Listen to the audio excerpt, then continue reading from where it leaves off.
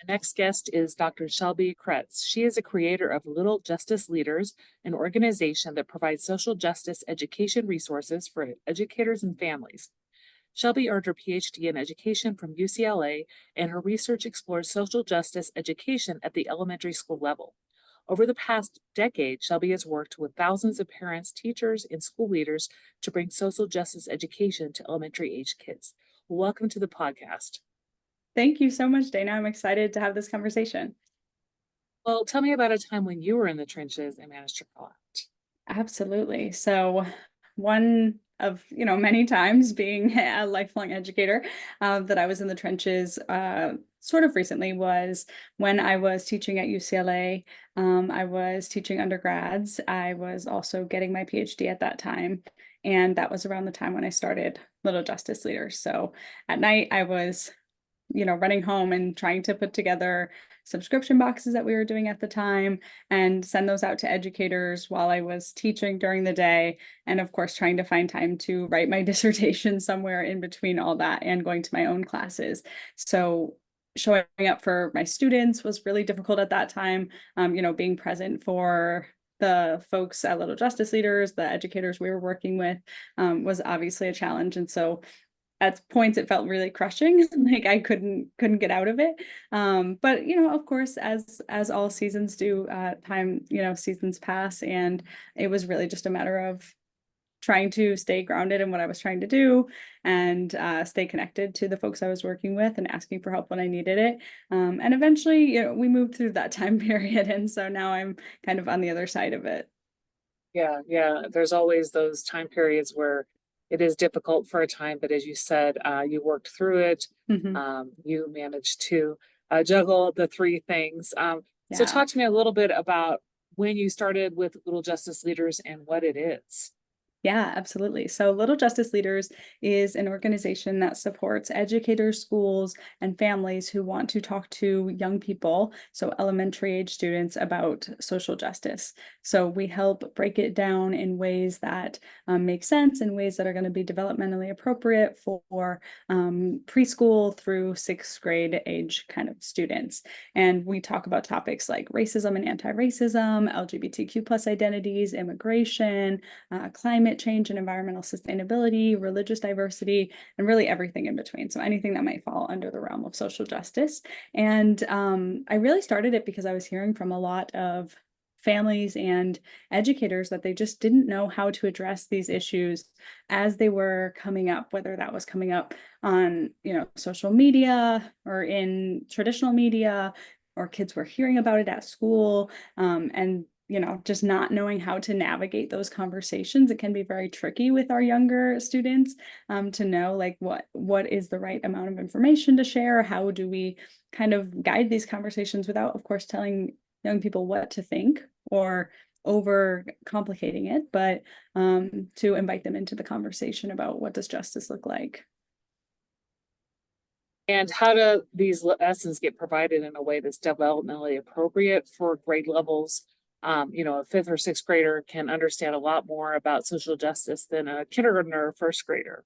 Of course. So we definitely think about, stepping up the lessons as the young people grow. And, and what if you've been talking to your child or your students about justice since they were 4 or 5, then it's going to be a very different conversation when they're in sixth grade versus if that's your first conversation, right? But regardless, I think starting with the younger years, it really is just about integrating representation, making sure they're seeing diversity in all forms in the books and the media that they're taking in, so that they're starting to develop an appreciation for other people, other cultures, other experiences. And that kind of lays the groundwork for later starting to understand, well, what does injustice look like and why does it happen? So it really is, we're very, very thoughtful about how do we approach these topics in a way that will make sense to kids where they're at. And so we spend most of our time, a lot of time, really thinking about developmentally appropriate kind of milestones for what that looks like. And so a lot of the time, Little Justice Leaders, you go into schools, you collaborate and you do trainings. Would this be with the teachers first before they put it out to the students, or do you do mini trainings for classes? Yeah, so we do most of our trainings or all of our trainings are with the educators. So we have a school-based program where we work with schools, and in those schools we do trainings, we support the educators, we make sure educators feel confident thinking about justice and talking about justice. We also have resources for individual teachers. So maybe if your school, isn't ready to take this on, but you are, we have lesson plans, curriculum, and also training as well, online training as well for you. So if you're, a teacher and your school's maybe not ready, but you want to take the jump, we have lots of resources. And then we also provide all of our teachers with lesson plans that you can kind of ready to use in the classroom for all different grade levels so that you can jump into this even if you don't feel like you're an expert on the topics. Also, in terms of just talking about social justice, um, are there sometimes that you do receive pushback from some schools? And how do you navigate the pushback? Absolutely. So fortunately for us, since we, schools choose to work with us, we don't usually see as much pushback from schools, but we see a lot of pushback from families and a lot of fear in educators about potential pushback from families. I've never really met a social justice educator who isn't a little bit concerned about the perception of, the students' families. And so navigating that really is often just about getting around on the same page about what does this mean and why are we doing it, right? Because social justice can be a very politically charged term. It can make people very scared, especially when we're talking about young kids. And I understand that because it's really important that we think about what's developmentally appropriate. And we don't want to introduce topics that are going to be way over their head or just way too scary and intimidating for young people. So when we talk to, parents and caregivers, we'll focus on finding points of collaboration. Like, okay, we all agree that we want our young people to be kind to, the other kids they encounter. Most parents and caregivers are going to agree with that. That doesn't mean that we have to think the same. That doesn't mean that we have to agree on every issue, but we can agree that we want our young people to be kind. And that's really the center of all the work that we do. Now, the same thing goes like if you are a teacher experiencing pushback from your admin, that can be, tricky to deal with as well, of course, because sometimes they might shut you down when you're trying to bring these topics in. But a lot of times it is trying to find middle ground, trying to find, where are they willing to be a little flexible? Can you just think about diversifying your library? Most people aren't going to push back too much on that. So if that's where you need to start, or diversifying kind of what your classroom looks like, the posters you have up, and usually you won't get a lot of pushback on that. And then can you take it a little step farther, right? Can you try to start to introduce diverse figures in and folks in your lessons that maybe you haven't in the past? So always kind of like try to take those steps forward, and then of course being mindful of where does your admin stand, and then where are the families going to stand, and that's going to look different in every school and every context. Mhm. So in general, like when my experience is, talking about this at the secondary level, why is it Mhm. so important to start talking about these issues with younger kids? Yeah, great question. So I think a lot of people, start these conversations in middle and high school, and that's great, right? Like if your kids are at that age and this is the first they're getting it, that's a good time to start too. But when we start earlier, we're laying the groundwork for so much more critical understanding by the time they get to that age. We're also eliminating biases that might already be forming. So we know that kids as young as 4 years old are already developing racial and gender biases. So if we are not going to bring that up until they're, let's say, 15 years old, then those biases have had over a decade to, ingrain themselves in that young person. Versus if we start to kind of tease those out and pull those apart, kind of poke holes in the biases that they might be developing from the world around them, then they never form, right? They never like harden in the way that they might if we just ignore that for many, many years. So I think that's a really important reason to start, right? Because otherwise, then we spend years undoing what they've taken in from the world around them because they're taking in messages. We know this, everyone is, from the world around them. And if we're not counteracting those, then they're taking in messages of bias and prejudice. So when we start younger, we don't have to spend as much time like kind of unraveling all those biases.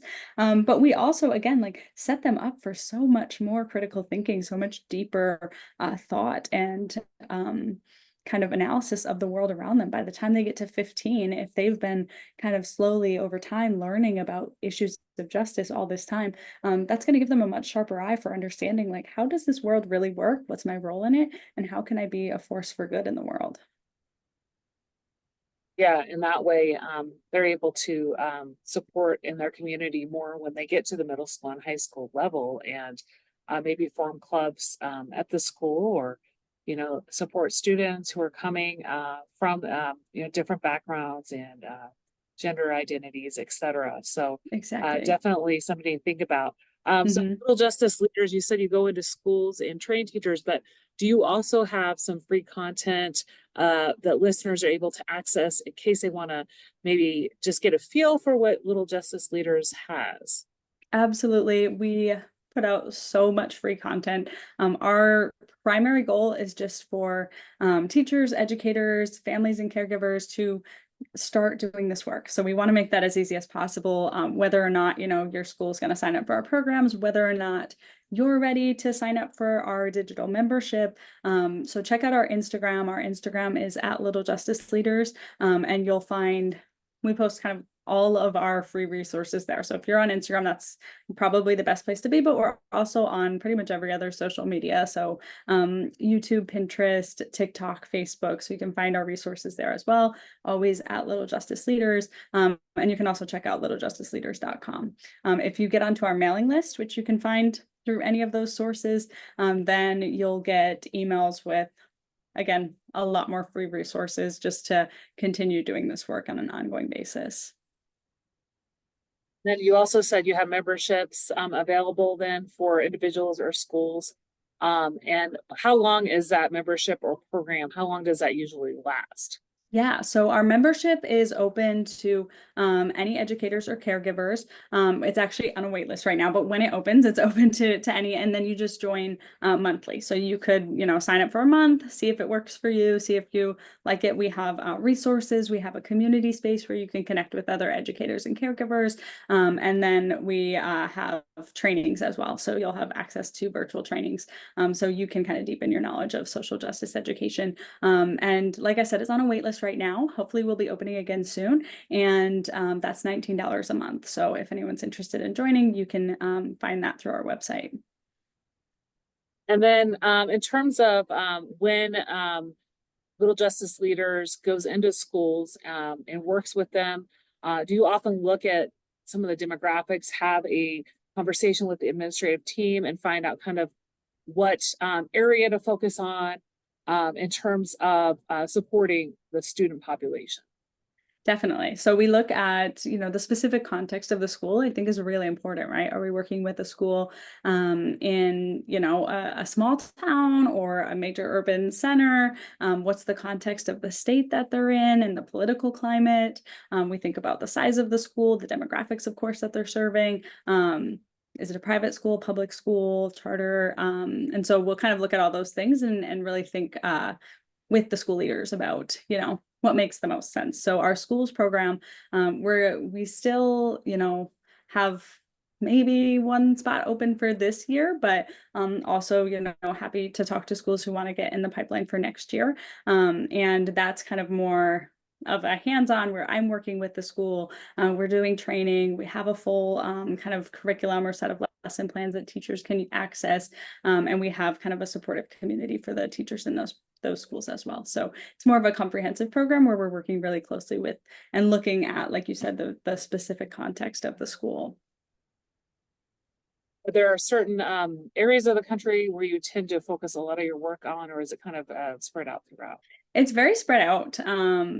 I mean, we tend to have a lot of schools in kind of urban areas that are interested, but people are usually surprised to hear that we have schools, in a lot of states that you might not expect, right? From a political perspective. So I think there are folks all over this country, and we even have a couple of schools outside of the U.S. So yeah, just folks everywhere who care about this work and are committed to it, and schools everywhere who care about the work and are committed to it. So we have a very diverse set of schools, and we're open to, working with schools in many contexts. We've had a great conversation today about Little Justice Leaders, what you all do, how people can connect and become a member and access Mhm. resources, and maybe bring the program into their schools. Out of everything we've talked about, what's one thing you'd like listeners to remember? Yeah. So if there's one thing that you remember from this conversation, um, just start having these conversations, right? Whether you decide to join our membership or encourage your school leadership to kind of look into our schools program, or start following our Instagram or not. If you decide that's not for you, that's fine. But start having conversations about justice with the little ones in your life. It is never too early to start to think about, how can I diversify the world that they're taking in? How can I make sure that they're seeing and understanding different perspectives, and starting to kind of hopefully unravel those biases that we know kiddos are starting to develop at 3 and 4 years old. So for the kids in your life, be that person who starts to have these conversations. They can be really hard, it can be scary, but we fumble through it and we learn together and we get better and we make mistakes. But that's all part of the process. So if you take away anything from this, just start talking to kids about social justice. And you mentioned some of the different social media channels that you are on, Mhm. but can everybody then just go to your website and access all those links? Yep, you should be able to find everything from the website, which is littlejusticeleaders.com. You can also pretty much find everything from our Instagram, which is at Little Justice Leaders. But whatever platform you're on, just search Little Justice Leaders. You'll probably find us there. Sounds good. I'll make sure to include all those notes, Great. all those links in the show notes. Well, thanks so much for being my guest on the Out of the Trenches podcast today. It was a pleasure hearing about Little Justice Leaders and what you can do to bring the conversation about social justice into schools. Yeah, thank you so much, Dana, for having me.